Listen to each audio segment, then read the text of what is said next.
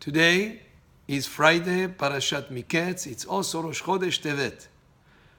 And it's also Hanukkah. The holiday of Hanukkah is the only holiday that has a Rosh Chodesh included in the holiday, so that the holiday straddles 2 months.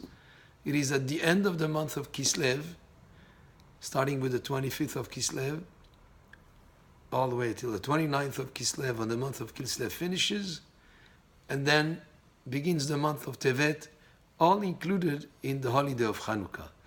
Well, Hanukkah has to do with the rededication of the Bet HaMikdash after the Maccabim, after the Hashmonaim won against the Greeks, and they were able to find a flask of oil that was enough for one day and lit for 8 days. They purified the temple and they did a rededication of the temple, which is Hanukkah, means inauguration, rededication. It has to do also with renewal. So definitely there is a certain aspect of renewal that is connected with this holiday, just like Rosh Chodesh is a kind of renewal. The moon in the month, after the middle of the month, starts growing smaller and smaller and smaller until it sort of disappears at the end of the month. And when you think that's it, it's all dark. There is not even one sliver of light that comes from the moon. There is a renewal, there is a rejuvenation, and the moon starts again growing with the beginning of Rosh Chodesh.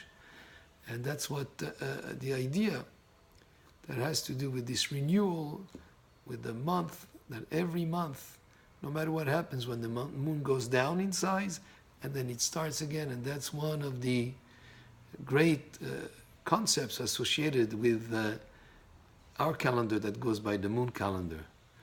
Our Rosh Hashanah, the beginning of the year, is on Rosh Chodesh Tishrei, in the beginning of the month of Tishrei. This year is 5,777.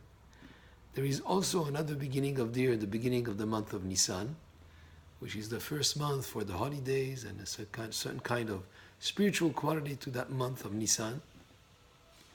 But the idea of going by the lunar calendar is very associated with this concept of rejuvenation and renewal that is constantly an idea that is with us, with the Jewish people. So at the time of the miracles of Hanukkah, when the Greeks tried to have the Jews assimilate, they didn't want to harm us physically, but it was just to darken sort of the light of Torah, just like in a way the moon darkens at the end of the month, but don't lose hope. Actually, it starts again at the beginning of the next month. Just like in the holiday of Hanukkah, we celebrate the fact that the light of Torah didn't darken actually.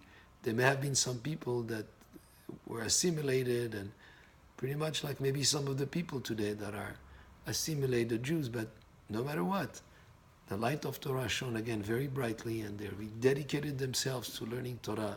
And this holiday in itself is a holiday where we rededicate ourselves to the concepts of the light of the Torah, to the identity as Jewish people, and to celebrate the idea that we can be a source of light through our commitment to Torah and mitzvot, not only for ourselves and for our families, but actually for the whole world.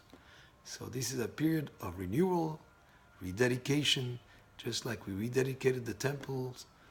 We rededicate ourselves to Torah, to mitzvot, and what Judaism stands for in this holiday of Hanukkah. So, Hanukkah Sameach, Rosh Chodesh Tov U'Mvorach, and Shabbat Shalom. Baruch Adonai Le'olam. Amen ve'amen.